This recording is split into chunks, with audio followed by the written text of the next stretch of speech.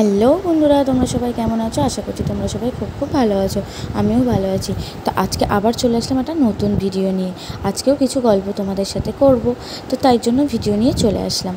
তো চলো, প্রথমেই সকালবেলায় উঠে দেখো, আমি কিন্তু ঘুম থেকে উঠে পরে আর কিন্তু রান্নাঘরে চলে এসেছি, যেটা আমার একদম প্রথম কাজ আর কি। মানে মর্নিং থাকলে তো আমার সকালবেলায় এসে তো কাজে আসতে হবে।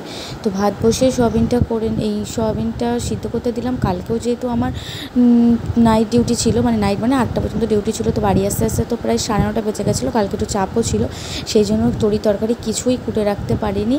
সেই জন্য দেখো তাড়াতাড়ি করে সব মানে বসিয়ে দিয়ে তাড়াতাড়ি করে কুটে কাটা করে নিয়েছি। সকালবেলায় ঘুম থেকে উঠে এই যে রান্নাঘরে ঘুম চোখে আসা, এই যে কী বিরক্তিকর, সেটা একমাত্র যারাই ভোরবেলায় ঘুম থেকে উঠে রান্না করতে বাধ্য তারাই একমাত্র জানো না।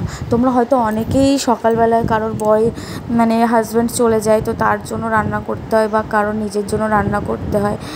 আগে তো আমার হাজব্যান্ডের জন্য করতে হতো, তো এখন তো সেটা হয় না। এখন ওর একটু লেট করে গেলেও অসুবিধা হয় না, কিন্তু ওই যে আমার মনে থাকলে তোমার সকাল সকাল উঠতেই হয়, কিন্তু এত কষ্ট হয়, ভাল লাগে না কিচ্ছু। সকালবেলায় ঘুম থেকে উঠে দেখো কি তাড়াতাড়ি সব করে নিতে হয়। আজকে তার মধ্যে টিফিন করব না, সেই জন্য তবুও একটু কিছুটা বাঁচোয়া। এই যে 2 মিনিটের রান্না তোমরা দেখছো, মানে 2 মিনিটের সারাদিনের কাজটা দেখছো, ভালো লাগছে, কিন্তু এইটা করতে যে কত সময় টাইম লাগে, যারা করো তারা তো জানোই। তাদেরকে নতুন করে কিছুই আর বলার নেই। আর এই কদিন যে তোমার একটু ফুল ডিউটি হচ্ছে, সেই জন্য কিন্তু মানে বেশি হিজিকিচি রান্নাও করছি না। সকালে উঠে কষ্টও হয়ে যাচ্ছে, মানে রাত হয়ে যাচ্ছে বাড়ি ফিরতে। তারপরে এসে রাত্রেও যে আমি রেস্ট পাই তা না, রাত্রে এসেও ধরো রুটি করতে হয়, তরকারি, নালে আম, যাই হোক যা দিয়েই খাই না কেন, আম থাকলে তো আম কাটতে আমার সব থেকে বেশি বিরক্ত লাগে, যেটা হচ্ছে আম কাটা। আমার এত বিরক্ত লাগে, ওই যে একটু নরম হয়ে গেলে পোকা, সেই বেছে বেছে বাদ দাও, এ করো তা করো, মানে আমার একদম ভাল লাগে না আম। মাকেও বলেছে একদম আম পাঠাবে না এই বাড়ি। আর আমাদের একটা পিছনে ছোটো গাছ আছে, তো তার থেকে ওই শাশুড়ি মা কটা আম নিয়ে আসে, মানে পাকলে নিয়ে আসে। আমি বলেছি কাল থেকে আর নিয়ে আসবে না, কেউ যদি নেয় দিয়ে দেবে। ভাল লাগে না একদম আম খেতে ভাল লাগে, ওই যে কাটতে হয় কষ্ট করে, এইটাই আমার কাছে বিরক্ত, ভীষণ বিরক্ত, একদম ভাল লাগে না।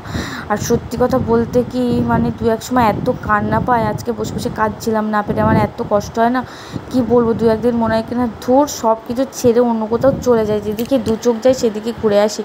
ভাল লাগে না। আর এই সংসার কাজ, আবার সংসার, ভাল লাগে না। একটু ছুটি পাই না, ছুটি পেলেও দরকার ছাড়া তো ছুটি পাই না। ওরও তাই, যে একটু কোথা থেকে ঘুরে আসবো সেটাও হয় না, সময়ের জন্য হয়ে ওঠে না।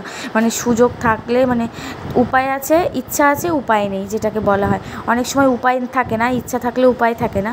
আমাদের হচ্ছে ঠিক সেটাই হয়েছে, ইচ্ছা আছে তবু উপায় নেই, সময় সুযোগ কোনোটাই হয়ে উঠছে না। বারবার যতবারই আমরা প্ল্যান করছি, ততবারই কিছু না কিছু কারণে কিন্তু ফেঁসে যাচ্ছে। তো সকালে ও একটু হেল্প করে আমায়, মিথ্যে কথা বলবো না, অনেকটাই হেল্প করে। এই ধরো যেমন চাটা ও করে, ইন্ডাকশানেই করুক তবুও তো করে। এদিকে আমি তাহলে রান্নাটা ঝটপট করে নিতে পারি। রান্না করতে করতে কিন্তু আমি দুবার বাথরুমেও চলে যাই, কিছুটা কাচাকুচি থাকলে ভিজিয়ে দিয়ে আসি, জলটা ভরতে দিয়ে আসি, এইগুলো আর কি, নানান তাল এগুলো কিছু কিছু করে আসি। তো কী করবো বলো, যাদের দুজনেই চাকরি যুক্ত থাকে তাদের তো দুজনকেই সব মিলেমিশেই করতে হয়, কিছু করার নেই। সেই জন্য আজকে আর বেশি কিছু করবো না। তার মধ্যে আজকে অমাবস্যা ছাড়ছে, মানে আরও চান টান, মাথা শ্যাম্পু ট্যাম্পু করতে হবে, কাচাকুচি যদিও আমি রোজ কাচাকুচি করে রাখি, সেই জন্য আমার বেশি কাচাকুচি নেই, তবুও শ্যাম্পু ট্যাম্পু করতে হবে। তার উপরে মর্নিং ডিউটি, আরও তাড়াতাড়ি যেতে হবে, সেই জন্য তাড়াহুড়ো করছি আরও বেশি করে। মানে ঘড়ির কাঁটা যেন সকালবেলায় দৌড়ায়, মানে ওর সাথে পেরে ওঠাই দায় আর কি।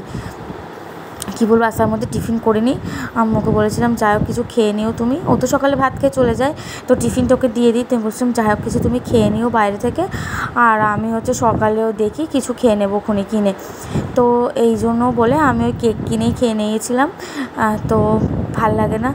আর হচ্ছে তোমার এই যে ফ্যানটা না, আমি একটুখানি হাঁড়ি থেকে, ডেস্কির থেকে আবার ফেলে দিই, কারণ এই হাঁড়ির সাথে এই ফ্যান থাকলে না যেন ভাতটা কাদা কাদা হয়, আমার মনে হয়, জানি না কাদের কী হয়।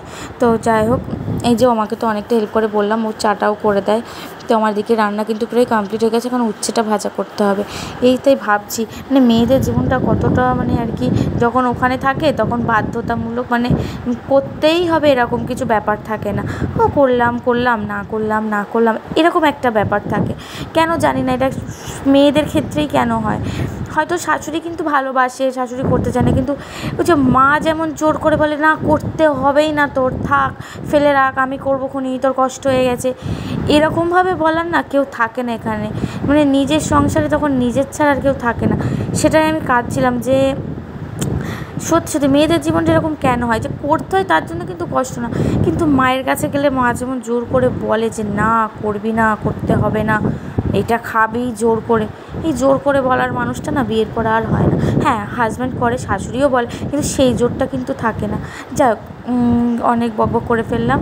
তো সারাদিন দেখলে এতটা কাজ কমপ্লিট করে কিন্তু আমার কাজে যেতে হয়। অনেকে বলে যে কাজকর্ম না থাকলে ভিডিও করে, কিন্তু কতটা কাজ করে তারপরে বাইরের কাজ করে তারপরে যে ভিডিও করতে হয়, রাত 1:30 2টোও বেজে যায় এই ভিডিও এডিট করতে, কতটা লেট হয় বলো তো। তার উপরে আমার যে ফোনে ভিডিও করি সেই ফোনে আমার ইউটিউব খোলা নেই, অন্য ফোনে, তো আমার ভিডিওগুলো আবার নিতে হয়, নিয়ে সেগুলোকে আবার এডিট করতে হয়, কতটা কাজ বলো তো। যারা ইউটিউব করে তারা তো সবটাই জানে, তাই না, নতুন করে কিছু বলার নেই। আর যারা বলো না যে কাজকর্ম না থাকলে ভিডিওটা হয়, একদমই না। যারা ইউটিউব করে তাদের কাছ থেকে শুনে নিও, কতটা কাজকর্ম করে তার ফাঁকেই কিন্তু এই ভিডিও করতে। আমি যখনই সুযোগ পাই একটু শর্টস করে রেখে দিই, পরে দিয়ে দিই। তো চলো টাটা, আজকে পর্যন্ত এই পর্যন্ত, ভালো থেকো।